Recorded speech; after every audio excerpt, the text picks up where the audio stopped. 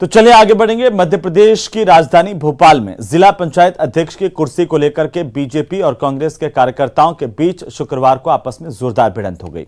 इस दौरान पूर्व मुख्यमंत्री दिग्विजय सिंह और शिवराज सरकार में मंत्री भूपेंद्र सिंह के बीच धक्का मुक्की तक हुई।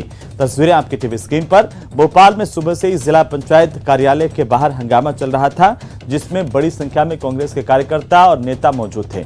कांग्रेस के कुछ सदस्यों ने जिला पंचायत के अध्यक्ष चुनाव से ठीक पहले पाला बदल लिया।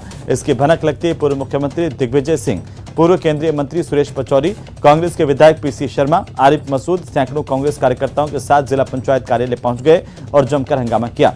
इस घटना पर मध्य प्रदेश के मुख्यमंत्री शिवराज सिंह चौहान ने दिग्विजय सिंह पर निशाना साधा। उन्होंने कहा कि ऐसा अशोभनीय व्यवहार किसी पूर्व मुख्यमंत्री को शोभा नहीं देता। पुलिस अफसर का कॉलर पकड़ रहे हैं, कलेक्ट्रेट के गेट पर धक्का देकर उसे तोड़ने की कोशिश कर रहे हैं। लोकतंत्र में जय और पराजय चलती रहती है, लेकिन ऐसी बौखलाहट की आप पुलिस अफसर का कॉलर पकड़ें, यह अधिकार आपको किसने दिया? मुझे आश्चर्य है कि कोई व्यक्ति 10 साल तक मुख्यमंत्री रहकर ऐसी प्रतिक्रिया दे। ये तो कांग्रेस की बौखलाहट का प्रतीक है। शिवराज सिंह ने लिखा है कि जमीन खिसक गई तो गालियां दो, कॉलर पकड़ो, मैं इसकी घोर निंदा करता हूं।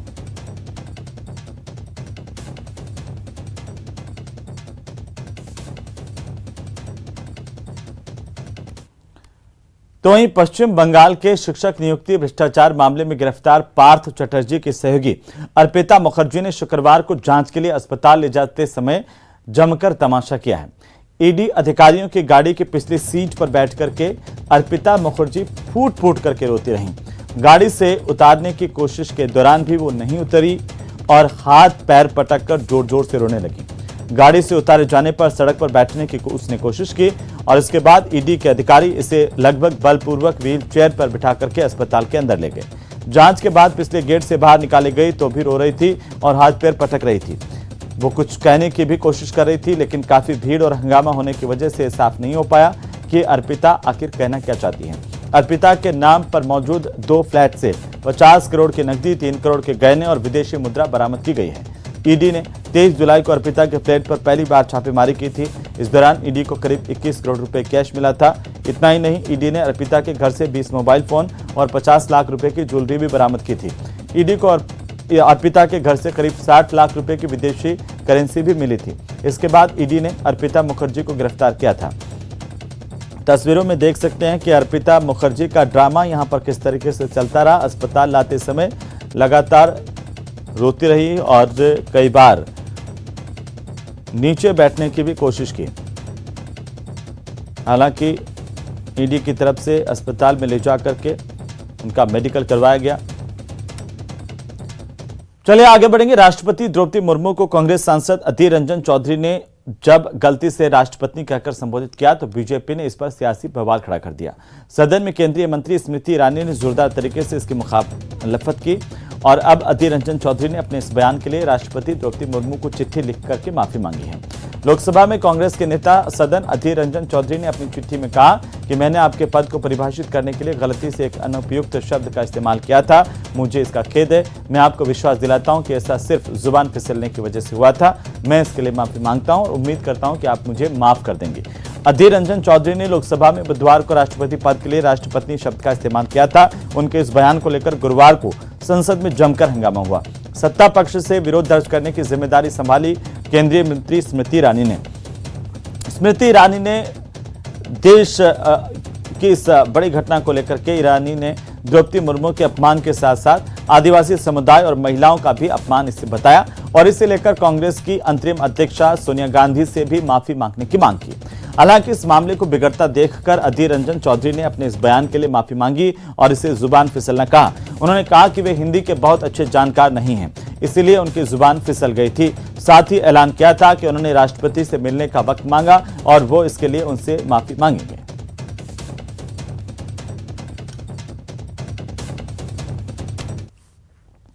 तो चलिए आगे बढ़ेंगे। मध्य प्रदेश के जबलपुर रेलवे स्टेशन से एक तस्वीर हम आपको दिखाना चाहते हैं। दरअसल यहां पर एक बुजुर्ग के साथ एक पुलिसकर्मी की बर्बरता का वीडियो सोशल मीडिया पर तेजी से वायरल हुआ है। बताया जा रहा है कि बुजुर्ग के साथ एक व्यक्ति किसी बात पर गाली गलौज कर रहा था, जिसकी शिकायत उसने प्लेटफॉर्म पर खड़े हुए पुलिसकर्मी से की, जिसके बाद पुलिस वाले ने बुजुर्ग को लात घुसों और बेल्ट से बुरी तरह से पीटा। बुरी तरह से मारपीट करते हुए ये तस्वीरें कैमरे में कैद हुई। पुलिसकर्मी की पहचान कांस्टेबल अनंत शर्मा के रूप में हुई है। ये अनंत शर्मा नाम का पुलिस कांस्टेबल है जो बहुत ही बेरहमी के साथ में, बर्बरता के साथ में, अमानवीय तरीके से इस बुजुर्ग को मारते पीटते कैमरे में कैद हुआ।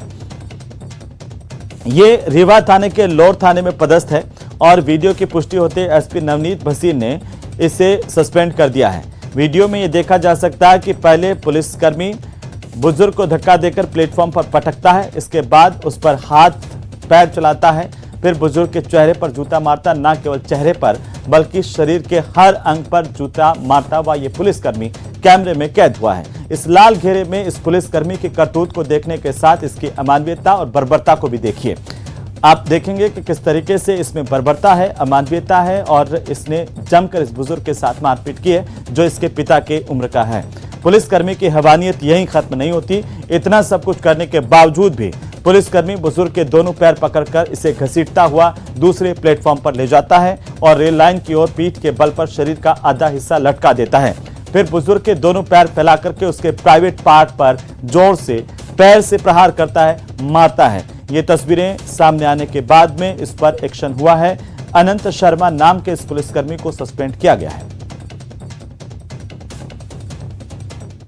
मीडिया पर और विभिन्न समाचार चैनल पे एक वीडियो वायरल हुआ है जिसमें एक वर्दीधारी जवान एक अधेड़ व्यक्ति के साथ मारपीट करते हुए दिखाई दे रहा है। रेलवे स्टेशन का होने से इसकी जानकारी जब हमने ली जबलपुर में, तो ये जानकारी मिली कि ये वीडियो 27 तारीख का जबलपुर रेलवे स्टेशन के प्लेटफॉर्म नंबर 4-5 का है, जहां एक वर्दीधारी युवक द्वारा इसकी अधेड़ व्यक्ति के साथ मारपीट की गई है।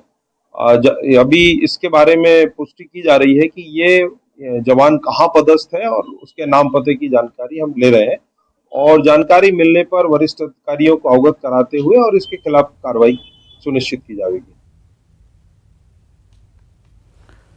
तो वहीं थाने के अंबरनाथ में दिन दहाड़े 2 भाइयों पर जानलेवा फायरिंग की घटना को अंजाम दिया गया है। इस हमले में जहां एक की मौत हो गई, दूसरा भाई गंभीर हालत में अस्पताल में है।